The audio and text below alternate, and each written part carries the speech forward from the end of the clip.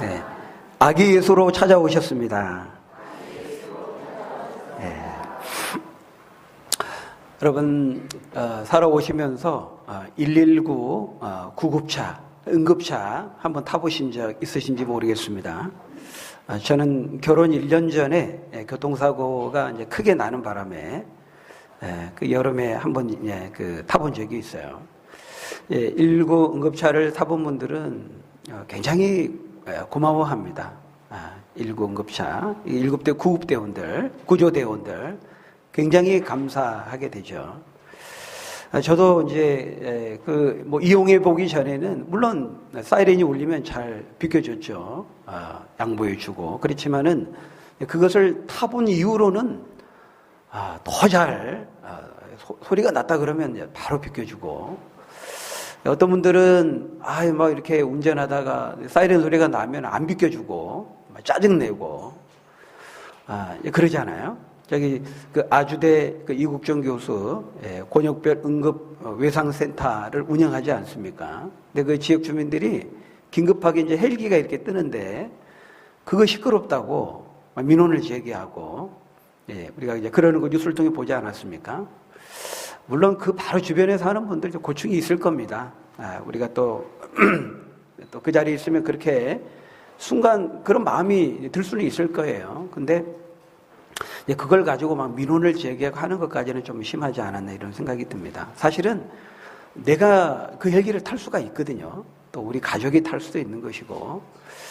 그래서 그렇게 어려움을 만나고 위기를 당하고 시련을 만났을 때 그 도움의 손길을 내밀고 도움의 손길을 받는다는 것은 그런 때로는 이제 작은 위로의 말 한마디가 또 얼마나 큰 힘이 되고 격려가 되는지 모릅니다.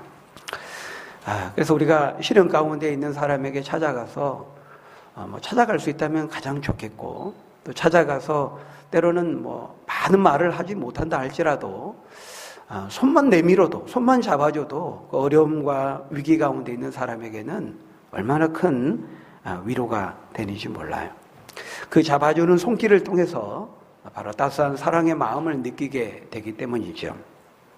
지금도 이 세상에는 굶주림과 기아에 허덕이는 많은 나라들이 있고 또 많은 사람들이 있습니다. 그래서 지금도 이렇게 우리가 TV에서 많이 봅니다만 아프리카 저런 세네갈이나 또 우간다 같은 그런 나라로 자원봉사를 간다든지 의료봉사를 간다든지 하는 것도 우리가 TV를 통해서 보게 되는데요. 그렇게 사람들이 찾아가면 그 지역 주민들이 얼마나 참 반가워하고 얼마나 기뻐하고 고마워하고 우리가 하는 것을 TV를 통해서 보게 되죠.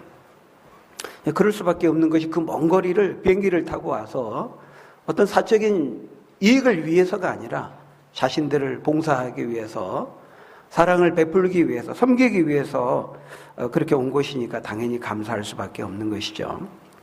여러분 입장을 바꿔서 우리가 만약에 큰 죽을 병에 걸려서 침상에 누워서 죽어가고 있다고 한번 생각을 해보십시오. 그런데 침상에 있는 여러분을 위해서 저 멀리 외국에서 비행기를 타고 여러분을 위로하기 위해서 오직 여러분을 보고자 하는 그 일념 하나를 가지고 여러분에게 누군가가 찾아온다면 어떻겠습니까?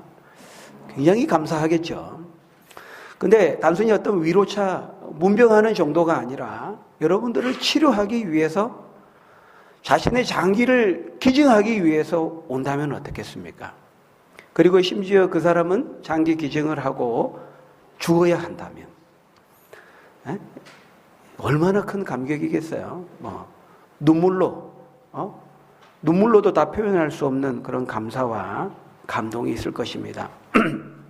나를 치료해 주기 위해서 자기 장기를 기증하기 위해서 그 먼 거리를 마다하지 않고 오직 나에게 사랑을 주기 위해서 그 먼 거리를 마다하지 않고 온다면 우리는 정말 눈물로밖에 감사를 표현할 길이 없을 것입니다. 참으로 놀라운 사랑이라고 말하지 않을 수 없겠죠.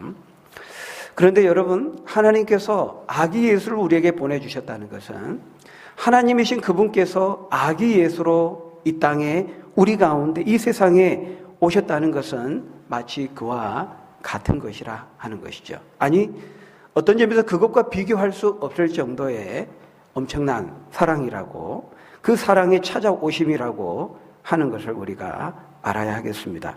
오늘 본문 9절은 그것을 이렇게 말씀합니다. 우리 읽었던 9절 말씀 한번 같이 읽어볼까요? 9절 시작. 하나님의 사랑이 우리에게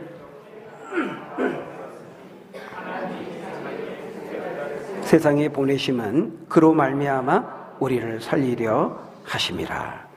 하나님께서 자기의 독생자 예수 그리스도를 이 세상에 보내신 것은 그 예수 그리스도로 말미암아 저와 여러분들을 살리기 위함이라고 말씀하고 있어요. 아니 그러면 우리가 뭐 죽었습니까? 예, 그렇습니다. 예, 성경에 의하면은 우리는 죽었다고 말합니다. 살았으나 죽었도다. 에베소서 2장 1절에 보면 허물과 죄로 죽은 너희를 살리셨도다 이렇게 말씀합니다.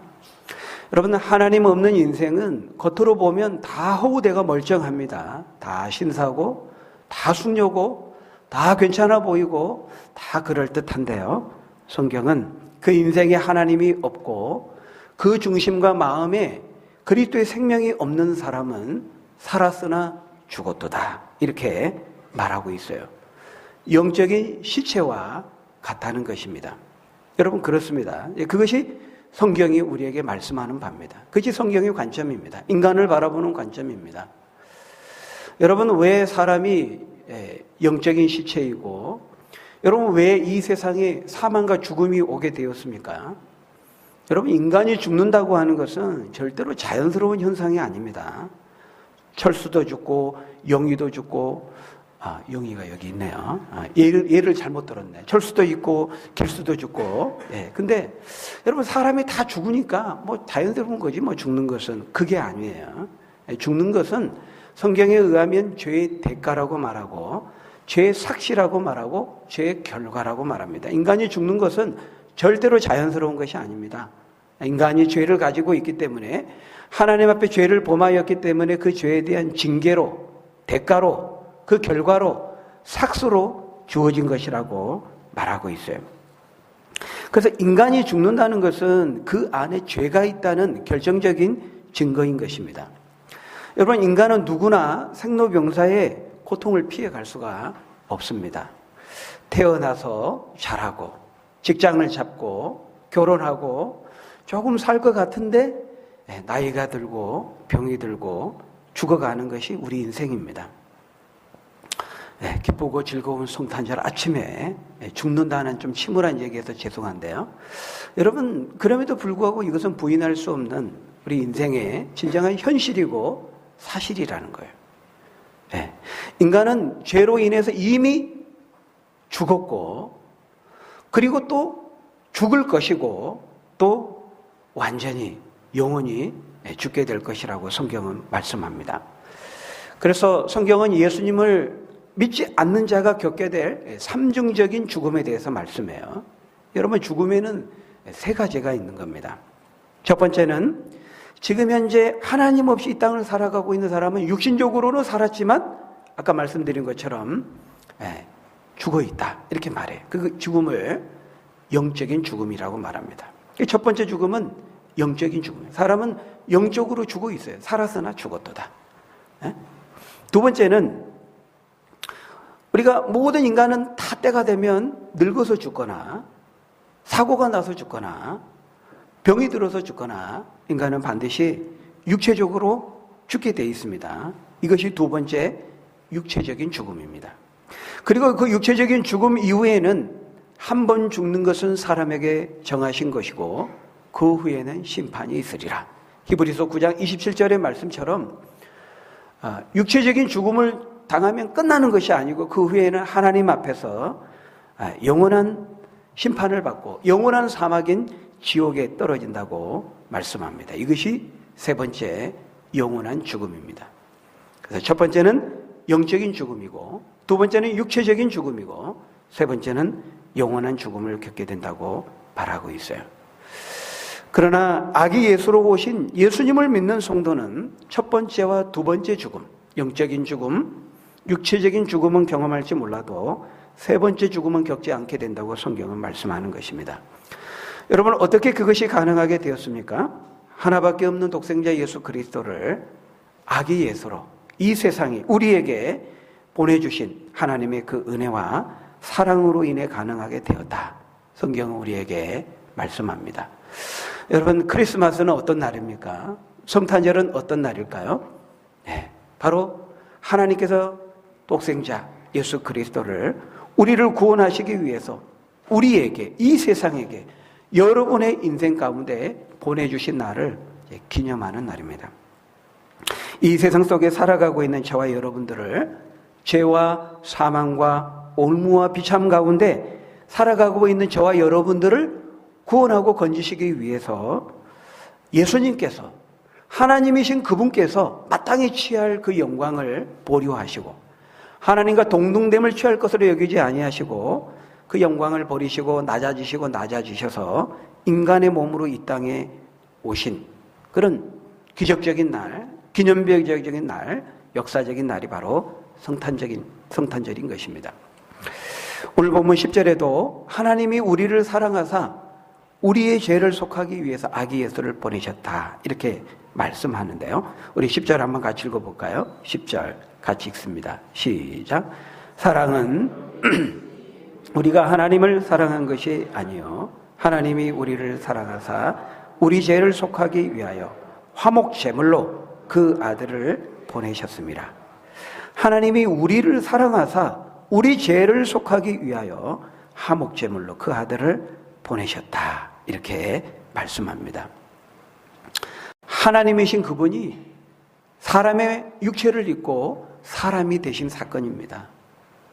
여러분, 우리가 너무 자주 들어서요, 그런가 보다 하지만 이거는 엄청난 사건입니다. 하나님이신 그분이, 온 우주를 창조하신 그분이, 여러분, 온 우주의 크기에 비하면 우리 인간은 정말 흙먼지에도 지나지 않거든요. 그런데 하나님이 우리를 살리시기 위해서, 우리를 사랑하셔서 우리와 똑같은 사람의 몸이 되셨다는 거예요. 여러분, 그것은요, 제가 종종 그 비유를 들지만 우리 인간이 지렁이나 바퀴벌레로 변하는 것과 같은, 아니 그것과도 더 비교할 수 없는 자기 비하예요. 자기 낮아짐이죠. 네. 내가 지렁이가 되고 모기가 되고 바퀴벌레가 된다. 너무 생각만 해도 끔찍하죠. 그런데 하나님이신 그분이 영광의 보좌를 버리시고 우리 인간과 똑같은 몸으로 이 땅에 오셨다는 것은 그것과 비교할 수 없는 낮아지심이라는 것입니다. 자기 비하고 자기 겸손이라는 것이죠. 근데 주님은 베들레헴 마구간에서 태어나셔서 말 구유에 놓이시고 또 엄청난, 사람이 참 다 당할 수 없는 그 모든 고난과 시련을 다 당하셨습니다. 예수님은 사람들로부터 조롱과 멸시를 당하고 사람들에게 배신을 당했습니다. 나아가서 자기 제자들에게도 배신을 당했어요. 조롱과 멸시와 천대를 받고 침뱉음과 채찍을 맞으시고 끝내 십자가에 못 박혀 피 흘려 죽으셨죠. 여러분, 무엇 때문이었습니까? 누구 때문이었습니까? 무엇을 위해서 그렇게 하셨습니까? 오늘 본문 아까 읽었던 말씀에 보니까 그것은 다른 이유가 아니고 오직 저와 여러분들을 살리기 위해서, 저와 여러분들을 사랑하셔서 그렇게 하셨다 말씀하고 있어요.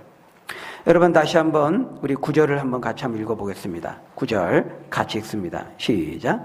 하나님의 사랑이 우리에게 이렇게 나타난 바 되었으니 하나님이 자기의 독생자를 세상에 보내심은 그로 말미암아 우리를 살리려 하심이라. 여러분, 하나님의 사랑이 우리에게 이렇게 나타난 바가 되었다는 거예요. 어떻게? 예수 그리스도를 통해서. 여러분, 그런 점에서 이 예수 그리스도는요, 하나님이 저와 여러분들을, 이 세상을 얼마나 사랑하시는지를 보여주는 사랑의 증표입니다. 사랑의 증거예요. 하나님은 우리를 사랑하신다고 말과 혀로만 하지 않고 행함과 진실함으로 보여주셨는데 그 증표가 뭐냐면 자기 아들을 보내셨다는 거예요. 그리고 십자가에 죽게 하셨다는 것입니다. 하나님은 당신의 백성인 이스라엘 백성들에게 하나님이 얼마나 그들을 사랑하셨는지를 정말 수차례 여러 가지 방법을 통해서 반복해서 보여주셨고 말씀하셨어요. 수많은 선지자들을 보내셨어요. 그리고 그들을 통해서 말씀하셨고 그들을 향한 하나님의 마음을 보여주셨어요. 그들이 애굽에서 노예 생활할 때 고통 중에 부르짖을 때에도 그렇게 하셨고 그들이 광야를 거니면서 먹을 양식이 없고 줄일 때에도 그리고 수많은 주변 이방 민족의 침입과 공격을 받을 때에도 등등 수없이 많은 삶의 상황 속에서 하나님은 당신의 사람들을 보내셨고 말씀하셨고 그들의 필요를 채워주셨고 그들을 보호해 주셨고 그들을 향한 사랑의 마음을 보여주셨습니다. 그러나 불행하게도 이스라엘 백성들, 마음이 강팍한 이스라엘 백성들은 그들을 향한 하나님의 마음을 깨닫지 못했어요. 그래서 마침내 하나님께서 마지막으로 결정적으로 보여주신 그 사랑의 증거가 자신의 아들이신 예수 그리스도를 보내신 것이었습니다. 하나님의 사랑이 이렇게 우리에게 마침내 이렇게 나타났다. 이렇게 나타난 바 되었다 말씀하고 있어요. 그래서 예수 그리스도는 하나님께서 이 세상에 저와 여러분들에게 보여주실 수 있는 사랑의 마침표인 것입니다. 여러분, 사랑은 하나님의 사랑이 이렇게 나타난 바 되었다. 이렇게 말하고 있어요. 여러분, 그런 점에서 사랑은 나타나는 것입니다. 표현되는 것입니다. 여러분, 마음에 정말 사무치도록 누군가를 사랑하면요, 절대로 그 사랑의 마음은 마음에 담아둘 수가 없습니다. 반드시 어떤 형태로든지 그 사랑의 마음은 표현되게 돼 있어요. 그래서 예수님이 말씀하셨죠. 선한 사람은 마음에 쌓은 선에서 선한 것을 내고 악한 자는 그 마음에 쌓은 악에서 악한 것을 내느니라. 마음에 가득한 것을 입으로 말하고 삶으로 행동으로 표현되게 된다라는 것입니다. 그런 점에서 하나님께서 우리를 사랑하시는 그 사랑을 예수 그리스도를 통해서 이렇게 나타내 보여주신 것이죠. 그런 점에서 여러분, 우리가 이 나타난 하나님의 사랑을 우리가 알고 사랑을 받았고 그 사랑을 체험한 자라면 어떻게 해야 될까요? 우리도 그 사랑을 나타내야 되는 것입니다. 나에게 그 사랑이 있다면, 내가 그 사랑을 받았다면 나도 그 사랑을 나타내고 보여주고 표현해야 하는 것이죠. 여러분, 그런 점에서 성탄절은 다른 날이 아니고 우리를 향하신 그 하나님의 사랑을 깨닫고 그 사랑을 우리가 다시 전하고 나누는, 실천하는 날입니다. 성탄절은. 그런 점에서 여러분, 어떻게 사랑을 나타내고 있습니까?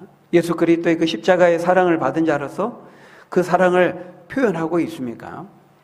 표현해야 됩니다. 우리 남편분들, 아내를 향해서 여보, 내 마음 알지? 모릅니다. 몰라요. 표현해줘야 아는 겁니다. 우리가 뭐 슈퍼맨도 아니고 어떻게 압니까? 마찬가지입니다. 우리 부부간에도, 우리 부모를 향해서도 자녀를 향해서도 표현돼야 됩니다. 표현돼야 돼요.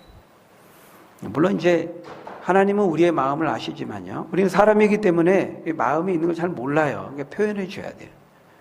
나타내 보여줘야 되는 거예요. 근데 우리가 또 받는 것은 기대를 하는데, 내가 왜 먼저 해야 되느냐? 이 세상에 있는 모든 사랑은 다 조건적인 사랑입니다. 왜 사람들이 사람을 사랑합니까? 잘생겼으니까, 이쁘니까, 노래를 잘하니까, 실력이 있으니까, 능력이 많으니까, 나한테 잘해주니까 사랑합니다. 좋아합니다. 사랑해줍니다. 세상의 사랑은 그래요. 그런데 하나님의 사랑은 어떤 사랑입니까? 그 10절에 보니까 사랑은 여기 있으니 우리가 하나님을 사랑한 것이 아니고 하나님이 먼저 우리를 사랑하셨다, 이렇게 말하고 있어요.